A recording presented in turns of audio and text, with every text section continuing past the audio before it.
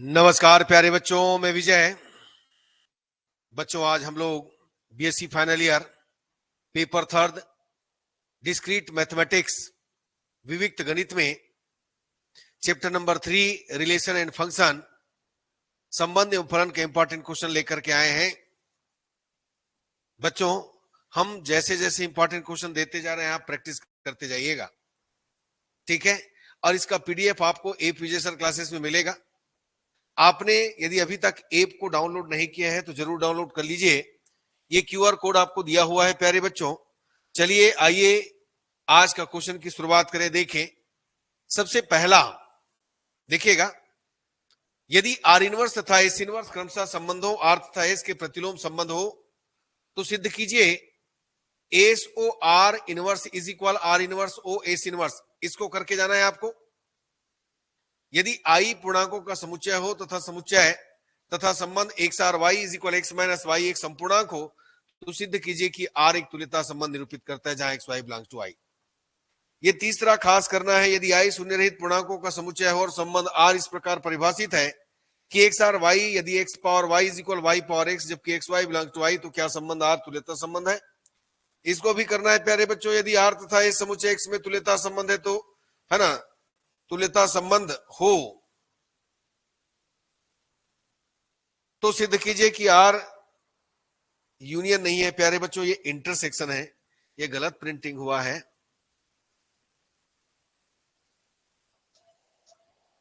Are intersection S भी x में एक तुल्यता संबंध है। इंटरसेक्शन है, याद रखें। यदि समुच्चय ए में एक तुल्यता संबंध है ना, समुच्चय ए में आर एक तुल्यता संबंध है, तो सिद्ध कीजिए कि आर इनवर्स भी एक तुल्यता संबंध होता है। संबंध डिवाइड विभाजन सहित 18 के धन पूर्णांक भाजकों का समुच्चय D18 का हाइसू आरेख, है ना, हैश डायग्राम हाइसू आरेख बनाना है, ठीक है। ये देखिए, ऐसा आपको दिया है, इसी ढंग से आपको बनाना है, ये प्रैक्टिस करना है। आपको ये दिया रहेगा, ये बनाना है, मैं बना के दे दिया हूं आपको। संबंध डिवाइड विभाजन से 30 के धन पूर्णांक के भाजकों का समुच्चय D30 का हाइसू आरेख, है ना, इसको आपको क्या करना है, बनाना है प्यारे बच्चों। दर्शाया गया है, देखिए। तो आपको क्वेश्चन में दिया रहेगा, क्या दिया रहेगा, संबंध विभाजन सहित 30 के धन पूर्णांक भाजकों का समुच्चय D30 का हाइसू आरेख बनाइए, ऐसा दिया रहेगा। इसको यदि हम काट दें तो ऐसा दिया रहेगा, ठीक है ना। तो ये बनेगा ऐसा। अब उसको कैसे बनाना है आपको बताया गया है, आप देख लीजिएगा, ठीक है ना। ये ऐसा दे दीजिएगा, इसको भी वही करना है।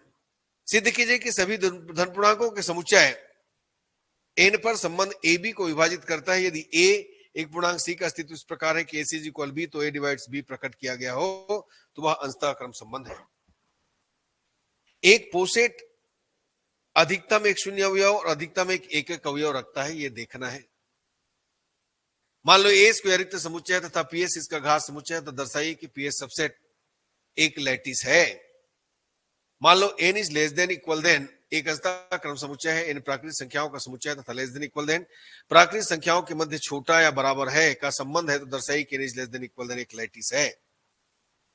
मान लो L is less than equal than एक लैटिस है तथा मान लो डिवाइड, है ना, ये देखिए हम लोग जानते हैं, है ना, सम्मिलन, और क्या कहते हैं इसको, एक को सम्मिलन और एक को संधि, ठीक है, मीट और ज्वाइन, इस नाम से हम लोग जानते हैं, मीट और ज्वाइन के नाम से। एल के क्रमशः संधि तथा सम्मिलन संक्रियाओं को, है ना, निरूपित करते हैं, तब किन्हीं भी बिलोंग्स टू के लिए, है ना, इसको भी करके जाना है। A is less than equal than B implies A, है ना, ए ये क्या हो जाएगा, ज्वाइन बी इज, नहीं sorry, A meet B, A meet B is equal A, और यहां पर A join B is equal B.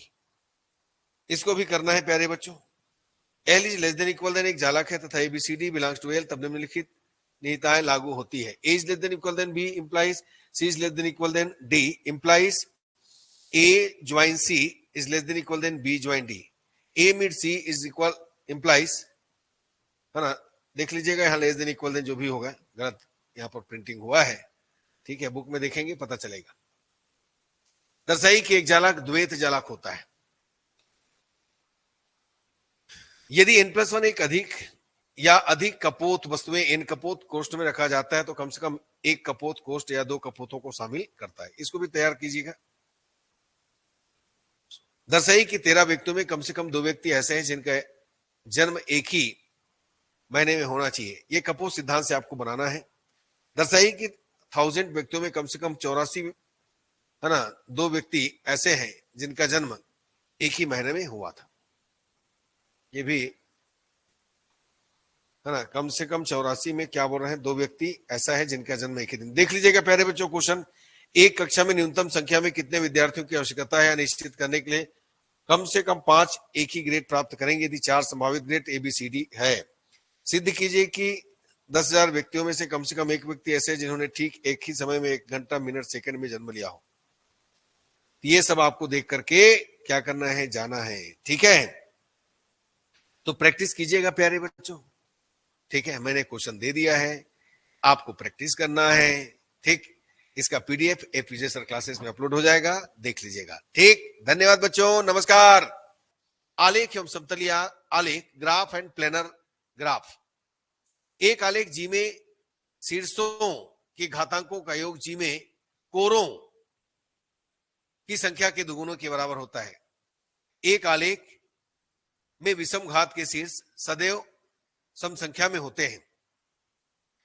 ये लेबलन करना, ये आपको करना है। यदि V = V1 V2 V3 V4 V5 V = V1 V4, ये कोर हो गया, V2 V3 V3 V4 V4 V5 if such that V tends to, यानी ये क्या हो गया, वर्टेक्स, भारतीय शहर वर्टेक्स हो गया। G such that it tends to N, है ना। ये FV1 = कितना हो गया, दिल्ली, FV2 भोपाल रायपुर, FV3 भोपाल और FV4 आगरा। इसके लिए आपको एजेस दिया हुआ है प्यारे बच्चों। GV1 V4 199 kilometre, V2 V3 697 kilometre. Kilometre नहीं दिया है, मतलब एक बता रहा हूं, किलोमीटर में ही है। और इस तरीके से आपको दिया है ना। आपको क्या करना है, लेबलन करना है। ठीक है, तब ग्राफ आरेख बनाकर लेबलन कीजिए। बिल्कुल इसको करके जाना है, ऐसे अधिकतर पूछे जाते हैं। यदि एक graph G = V, V = V1 V2 V3 E = V1 V2 V2 V3 V1 V3 मापांक V = 3 मापांक E = 3 से परिभाषित है। इस ग्राफ G का आसन्नता अवयव आपतन अवयव ज्ञात कीजिए। ये ज्ञात करना है इसके द्वारा। सेम यहां पर दिया है, यदि graph G = V, V = V1 V2 V3 V4 V5 E = देखो E = क्या दिया है, V1 V2 V1 V5 V2 V3 V2 V4 V3 V4 V3 V5 V4 V5 mod V vertex 5 mod E edges 7 से परिभाषित इस graph G का आसन्नता अवयव एवं आपतन अवयव ज्ञात करें। इसका आसन्नता और आपतन अवयव कैसे ज्ञात करते हैं आपको पता है, बना लीजिएगा। ये देखिए, निम्नलिखित भारित आला के लिए चल विक्रेता समस्या को हल करना है। देखिए, है ना, इसको क्या करेंगे, यहां से मान लो शुरुआत हो जाती है, गया एक बार में ऐसे ऐसे ऐसे ऐसे, दूसरी बार में जाएगा इसी में, यहां से गया ऐसे ऐसे ऐसे ऐसे ऐसे ऐसे। ये 2 तरीके से इसको हम कर सकते हैं। ठीक इसी प्रकार निम्नलिखित आलेख के चल विक्रेता समस्या हल कीजिए। सेम क्वेश्चन है वैसी, है ना, कहां से हम कितने प्रकार से इसको कर सकते हैं, है ना, ये देखना है प्यारे बच्चों। ये तो बिल्कुल खास करके जाना है। ठीक है, मान लो जी V शीर्षों और E कोरों सहित संबद्ध समतली आलेख, और मान लो RG के एक समतल में क्षेत्रों की संख्या है, तब V - E + R = 2। या इसी को 2 तरीके से और पूछा जा सकता है। याद रखना, ये तीनों तरीका कोई भी पूछेंगे तो आपको घूमना नहीं है प्यारे बच्चों। तो इस तरीके से हमने इसमें 8 क्वेश्चन दिया है, प्रैक्टिस कर लीजिएगा। और भी जो डेफिनेशन है, डेफिनेशन, तुल्यकारिता, बहुत सारे डेफिनेशन है ना, वो सबको आपको करके जाना है। मैं दिया नहीं हूं, लेकिन मैं बोल रहा हूं कि आपको डेफिनेशन भी तैयार करना है। ठीक है प्यारे बच्चों, सबसे पहला है n शीर्षों सहित एक ट्री n-1 कोरे रखता है। ये बिल्कुल करना है। n शीर्षों n-1 कोरों तथा बिना परिपथ के ग्राफ G संबद्ध होता है।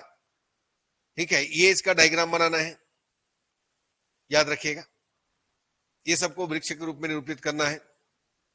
ठीक है, दर्शाई कि एक द्विचर ट्री में शीर्षों की संख्या विषम होती है। दर्शाई कि ट्री में शीर्षों की संख्या n हो तो n विषम होता है। बिल्कुल इसको करना है। एक पानी की टंकी जिसमें दीवारें बनी हुई हैं, 7 प्लाट है, ये देखिए चित्र में दर्शाया गया, तथा सभी प्लाट पानी से भरे हैं। ज्ञात कीजिए कि कितनी दीवारों को तोड़ा जाए कि सभी प्लाट में से पानी भरा हुआ बाहर निकल जाए।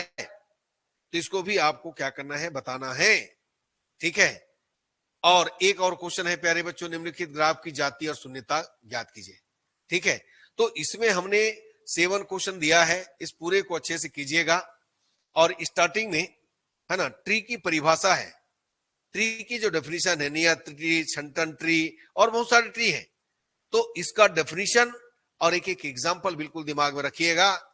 ठीक है। कुछ भी कभी भी कुछ भी पूछ देता है प्यारे बच्चों, हालांकि मैं लिखा नहीं हूं इसमें, लेकिन आपको उसको करके जाना है। डेफिनेशन बिल्कुल इसमें से कीजिए, एक एक एग्जाम्पल दीजिएगा, याद कर लीजिएगा, बढ़िया बनेगा प्यारे बच्चों, दिक्कत नहीं है। ठीक। तो चलिए इसका पीडीएफ हम ए फिजिक्स क्लासेस में अपलोड करेंगे, आप देख लीजिएगा प्यारे बच्चों। धन्यवाद, नमस्कार।